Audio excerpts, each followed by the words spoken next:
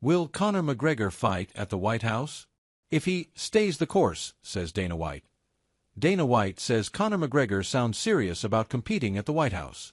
News of the UFC holding an event on the White House grounds next July 4th in Washington, D.C., has re-sparked McGregor's interest in competing again. It's been over 4 years since McGregor last fought when he broke his leg in a TKO loss to Dustin Poirier at UFC 264. McGregor, 22-6 MMA, 10-4 UFC, was scheduled to return last June against Michael Chandler at UFC 303, but withdrew after breaking his pinky toe. No developments were made ever since on a potential comeback, but according to the official UFC anti-doping database, McGregor is back in the testing pool. I mean, if you see, he's been posting videos of himself training, he's back in a pool now, he wants the White House fight, White said on Pardon My Take. If he starts getting in shape and training, and stays the course, that's the fight he wants. He keeps telling me he wants that fight, so we'll see how it plays out over the next several months. McGregor has since posted multiple videos of him training. McGregor is not the only UFC star to express his desire of fighting at the White House.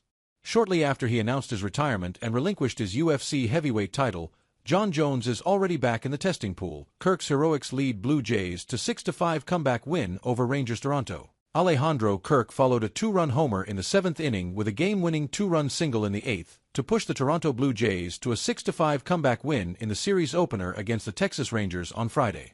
Kirk's single with the bases loaded allowed the Blue Jays, 72-51, to overcome a 3-run deficit. Before Kirk's deciding at-bat, Texas reliever Phil Maton, 2-5, walked Dalton Varsho with the bases loaded to pull the home team within 2 runs before 42,260 at Rogers Center. Kirk and Rangers infielder Marcus Semien traded 2-run homers in the bottom of the 7th and top of the 8th. Reliever Louis Varland, 4-3, registered the win with Jeff Hoffman notching his 28th save. Jacob deGrom pitched 5 shutout innings, allowing only 2 hits with no walks and 5 strikeouts as the Rangers, 61-62, losing streak was extended to 3 games. Kyle Higashioka hammered a 3-run homer in the 2nd inning. The 3-run blow was one of only 4 hits off Toronto starter Chris Bassett, who lasted 5 innings on 100 pitches and matched a season-high 4 walks with 4 strikeouts.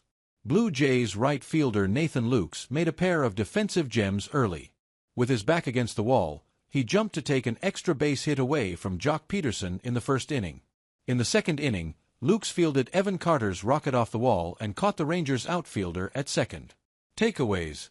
Rangers, they began the day 3.5 games back of the final American League wildcard spot. Blue Jays, George Springer homered in the 2nd of his 3 at-bats in his rehab start for AAA Buffalo on Friday.